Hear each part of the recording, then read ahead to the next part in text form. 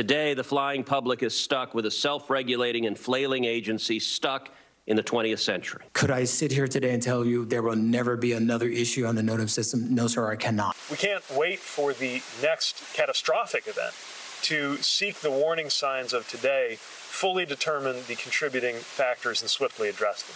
These recent incidents must serve as a wake-up call for every single one of us before something more catastrophic occurs, before lives are lost.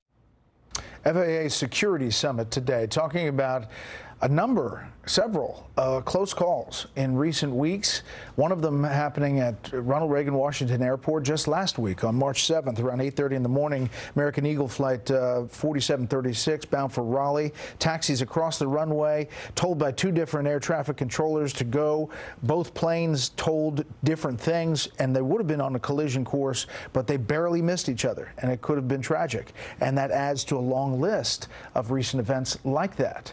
That's the summit today, what they were talking about. Let's bring in our panel. We'll start there. Ben Domenech, editor-at-large for The Spectator, host of the Ben Domenech podcast on Fox News Radio. Jeff Mason, White House correspondent for Reuters, and Leslie Marshall, Democratic strategist. Leslie, you travel a lot, coast to coast. Yes. You know, these things, they stick in your mind because close calls eventually lead to big problems. Look, you know, we are safer than we've ever been. However, this is 6, as you pointed out, Brett, near misses.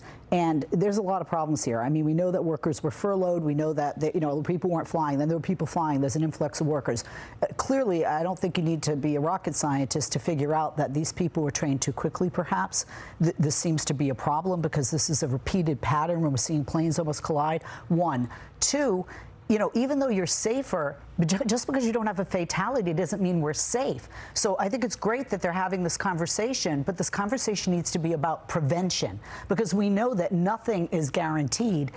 And when you have 6 and you have them so close, there's definitely a problem that needs to be prevented, needs to be solved before, God forbid, it would lead to a fatality. Yeah, I mean, they also talk, Ben, about old equipment, staffing issues, but a recent hearing with the acting FAA administrator, J.D. Vance, who was on the show earlier, had some Q&A about them focusing on the wrong things. Take a listen. Do you agree that the feelings of FAA employees about language are this important? So our ability to find inclusive ways of reaching underrepresented groups is a right path to be on. This document uses the term wife as an example of the type of language that we need to eliminate. Is that something you support? I'd have to give that one some more thought. Maybe we should actually say, if you're so worried about the words that we are using, you shouldn't be flying, multi-ton metal engines through the sky. Yeah, it's one example, but they're talking about cockpit and airmen and wife. Yes. And look, there seems to be a trend, an uptick in recent criticisms coming from the political right in America that all fall into a certain category. Whether it's talking about banks, whether it's talking about institutions, whether it's talking about our transportation systems, the overall argument is that we are spending too much time focused on the wrong thing. We need to be focused on the functionality of these institutions, them delivering on their promise to the American people, and not distracted by an agenda that frankly has a lot more to do with politics and with the debate about a lot of different social movements in America than they do on getting people safely from point A to point B, which ought to be the priority of these institutions. Yeah. Jeff, speaking of the efforts on banks, some senators are pushing for more regulations now after this week. Take a listen. We're reaping the consequences of lighter regulation. Do you consider what the administration did to be a bailout? The administration is in a really tough spot because of the failure of the regulators. These bank bailouts are going to put Montana banks and Montana families on the hook. When it is a Silicon Valley bank full of tech billionaires who are uber politically connected, oh no, then it's systemic risk. Then it's a contagion. Then we have to bail them all out. I just think that's ridiculous. So there's a lot of politics around it, but the bottom line was a couple of things. The regulators didn't have a problem with the bank not having a chief risk operator for 8 months. and there were a lot of things missed here. I bet we'll see some hearings specifically on that. Oh, for sure. There will certainly be hearings on this. And the broader problem is that it's not just a political issue, even though there's a lot of politics about it that we're talking about, but it's an economic issue. And contagion, the threat of contagion is a real threat. And we saw some of that happen in Europe today and in the European markets, the way that the banking sector was impacted by this and with the fall in Credit Suisse shares of huge and major bank. So I think there will be accusations on both sides. It was interesting to me to hear what Senator Warren said, sort of having some sympathy with the White House and with the administration for doing, not wanting to use the word bailout, but also clearly opposed to it. Yeah. Leslie? A lot of liberals are opposed to it. You know, here's the problem. Not Gavin Newsom, by the way. Pardon? Not Governor Gavin. Yeah. I know, my guy. Listen, here's the problem that I have. This will, I fear, spawn a behavioral pattern going forward, because what we're doing is rewarding bad behavior. You know, I'm sorry to sound like the mom of two teens as I am, but that's really what we're doing here, right? I mean, you know, we're saying, okay, you know, you screwed up. Not only did you screw up, but your bank fought the very regulations that could prevent this.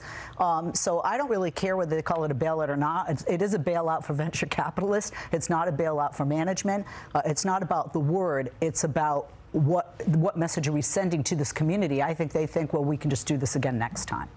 We have a system of community banks all across the country that essentially are built around the idea of having what is essentially a public utility, offering people the kind of loans that they experience in day-to-day life, but with, on top of that, a massive risk-taking investment situation that when it goes down, when it has this kind of experience, turns to that public utility backup in order to be able to save itself. Keep in mind, even the most extreme Fed risk stress test here did not involve any kind of assumption about the level of rate hikes that we've seen over the past several months. And so this is the sort of thing where I think, unfortunately, the problems don't actually go toward Elizabeth Warren or toward a lot of what other people would like to achieve in terms of the outcome. The regulators here, I think, we're not going to be able to solve this given the situation, the more fundamental problem that we have here in America with community banks. And it was just bad management. I mean, they wanted to make a lot of money. They made a risky bet, but they didn't hedge it. They didn't hedge the bet. No, that was the mistake. That was the mistake.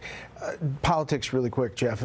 As this White House looks at what we appear to be a re-election effort, they obviously didn't want this week of defending bailing out billionaires and millionaires, but they look probably on the foreign policy front to a Republican Party that is splitting very publicly on how to handle Ukraine, where the president and his party have not that much. Absolutely, and that will be something that I think will feature pretty majorly in the upcoming campaign, and it'll be fascinating to watch that division in the Republican Party. You have people like Governor DeSantis clearly putting out a position here where he's suggesting that Russia and Ukraine are not a U.S. problem, and you've got Mitch McConnell and the more conservative or more traditional Republicans, I should say, saying, no, this is very important. And that is the position that the Biden administration has taken and will continue to take.